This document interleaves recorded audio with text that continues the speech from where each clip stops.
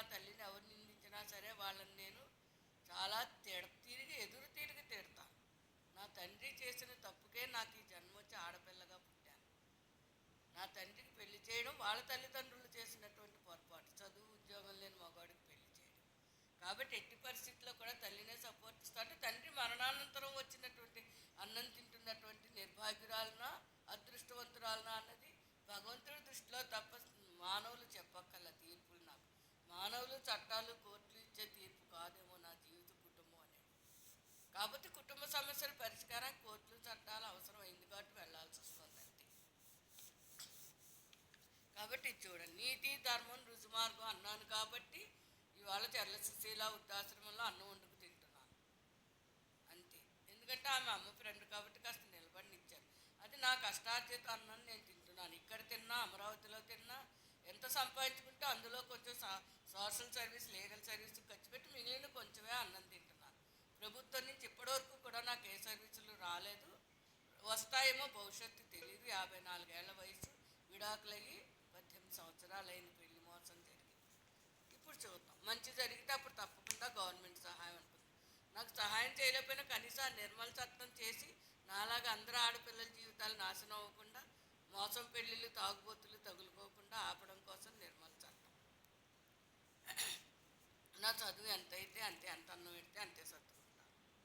చూడండి, పొట్టి కవితలు చిట్టి కవితలు అంటే నా తండ్రి కనపడితే నా తండ్రి నాలాగే చామంచాయిగా పొట్టిగా ఉండేవారు అనమాట. పెట్టిన చేతిని కొట్టవద్దు, కొట్టిన చేతిని కోరవద్దు అంటున్నాను. అవినీతిని అందలం ఎక్కించవద్దు, నీతిని నిప్పులో కాల్చవద్దు.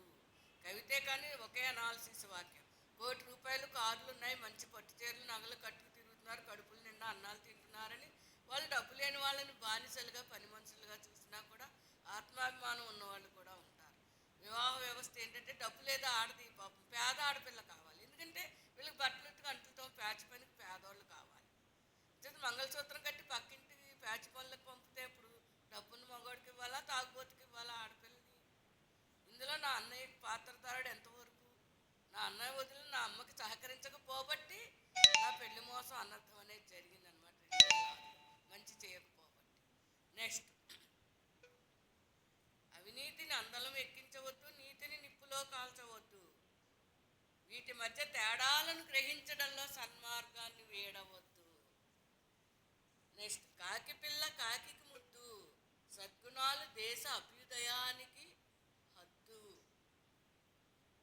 ధనంతో గుణాన్ని కొలవద్దు, గుణానికి ధనాన్ని ముడిపెట్టవద్దు. వాళ్ళకి ఇంత డబ్బు ఉంది మంచిది, ఇంకా డబ్బు ఉంది మంచివాడు అంటే డబ్బు ఒక్కటే మంచి ఇంకేది మంచి కాదు అనేటువంటి దురావస్థ నుంచి, అజ్ఞానం నుంచి ప్రజలు కొంచెమైనా మేల్కోవాలి, కుటుంబ సభ్యులు ప్రజలు కూడా. నెక్స్ట్, బ్రతుకు తెరువుకు ఆధారం ధనం, తిండి బట్ట మందులు వైద్యం, దీనికి డబ్బులు వస్తాయి. చితికి చేరే వరకు ఆధారం సద్గుణం. సరే, కవిత ఎంత బాగుంది, ఇంకోసారి చెప్తున్నాను. బతుకు తెరువుకి ఆధారం ధనం, చితికి చేరే వరకు, వల్లకాటికి చేరే వరకు ఆధారం సద్గుణం. నెక్స్ట్, భౌతిక సౌందర్యాన్ని గుర్తించడానికి చాలు కేవలం హృదయం నయనం. ఆత్మ సౌందర్యం గుర్తించడానికి కావాలి ఎంతో జ్ఞానం, సమయం, సంయమనం.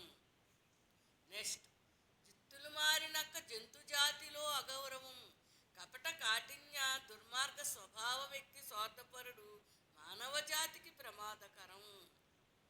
నెక్స్ట్, దేవునికి పూజకు పువ్వులు కరువు అయ్యాయి, మనుషులకు నవ్వులు బరువు అయ్యాయి.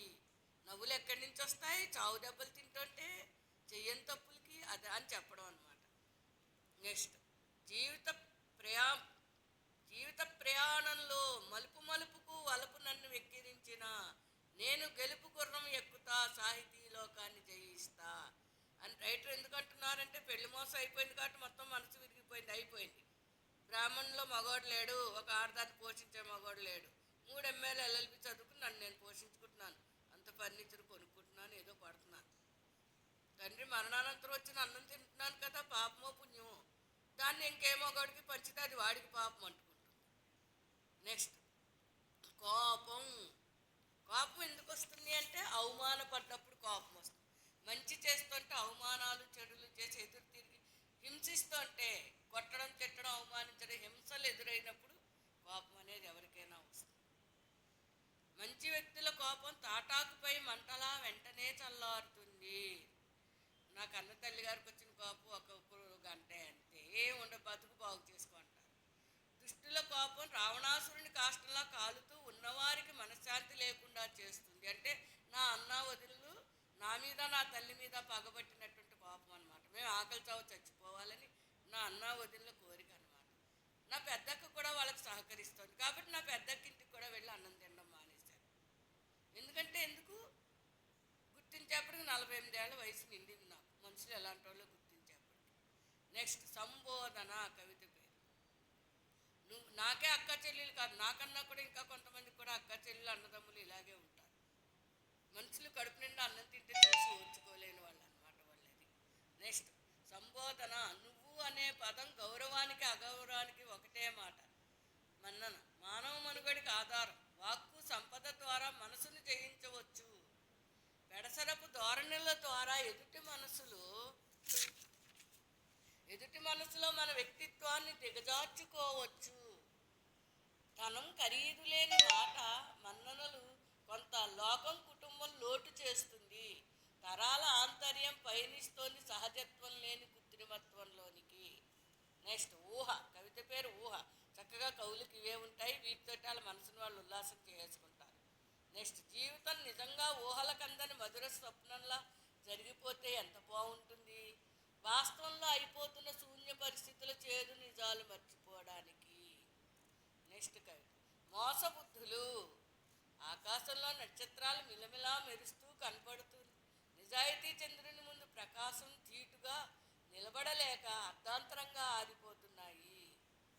నెక్స్ట్ కొడుకులు ఆస్తులు, కొడుకులు కోడళ్ళు నెత్తి తలకొరువులు పెడతారో లేదో తెలియదు కానీ కడుపు మంటలు ఆకలి బాధలు సృష్టిస్తారు. చాలా గర్వంగా చెప్తున్నాను. బయట కుటుంబ సభ్యుల వల్ల వివాహం పేరుతో వచ్చే దరిద్రాలు, దుర్మార్గం, డొమెస్టిక్ వైలెన్స్. సహజంగా తల్లిదండ్రులు కడుపును పుట్టిన కుటుంబ సభ్యుల వల్ల గృహహింస, వివాహ బంధాల ద్వారా వచ్చే గృహహింస అని 2 రకాలుగా విడదీసి న్యాయస్థానాలు చక్కటి తీర్పులు ఇస్తాయని ఆశపడుతున్నాను. కొడుకు వివాహానికి ముందు మీసాలు నిలివేసిన కొడుకు వివాహ అనంతరం తల్లిదండ్రుల తోబుట్టువుల మనశ్శాంతిని చెరకాలో వేసి వడకు. ఇది నా పెద్దన్నయ్యకి మాత్రం సంబంధించినటువంటి కవిత. ఎంత గొప్పోడైనా మా అమ్మగారు సుపీరియారిటీ కాంప్లెక్స్ వాళ్ళు కొంచెం ఇన్ఫీరియారిటీ కాంప్లెక్స్ని చాలా వరకు ధైర్య స్వభావాన్ని నాలో కూడా పెంచారు. పర్వాలేదు. కూతురు తల్లిదండ్రులే తలుచుకుంటామంటే వాళ్ళు జన్మనిచ్చారు. వాళ్ళు మన జీవిత ప్రయాణం మొత్తం మీద వాళ్ళు పుట్టించబట్టి భూమి మీద తలుచుకుంటాం. మరి వాళ్ళు తలుచుకుంటారుగా పిల్లలు చెడ్డోళ్ళు మంచి పిల్లలు అని, అలాగే మనము తలుచుకుంటాం అన్నమాట. అది నెక్స్ట్ కూతురు. మంచి కూతుళ్ళని గురించి కూడా రాస్తున్నాను. కొంచెం అంత కూతురుంటే తల్లిదండ్రులకు మంచం మీదే కూడు దొరుకుతుంది. అదే కూతురు దురదృష్టవశాత్తు మంచం పడితే కాటికి వెళ్ళే వరకు వృద్ధులకి మానసిక అశాంతి. వివాహ మోసం చెడి పుట్టింటికి చేరిన కూతురు విధి వంచిత. ఇది నా గురించి అన్నమాట. వెంకట నిర్మల సుబ్బలక్ష్మి గారు 2006 మోసపోయిన పెళ్లి వాళ్ళ. మూసుకుపోయిన జ్ఞాన వెలుతురు. అప్పుడే కదా లా చదువు జ్యోతిషం నేర్పారు కన్న తల్లి గారు. తిరిగి లేవదీసి 35 దాటాక. అనుభవ జ్ఞానానికి మిత్రుడు. అనాలిసిస్ వేరు, కవిత అనాలిసిస్ 2 కలిపేస్తే బాగోదేమో. ఇంక చివరికి వచ్చిన 4వ పుస్తకం కదా, 5లోకి వెళ్దాం. నెక్స్ట్ హలో కపిగారు. ఇదొక కవిత. ఏంటంటే ఒక కోతి విజ్ఞానసుధ పత్రికలోనే ఎక్కడ ఒక కోతి కెమెరా పట్టుకుంది, అప్పుడు రాసినటువంటి కవిత. హలో కపిగారు, మీకు కూడా ఆధునిక విలాసంపై ఎంత మోజు. చూడముచ్చటగా ఉందే మీ పోజు. బొమ్మ కూడా చూపిస్తా.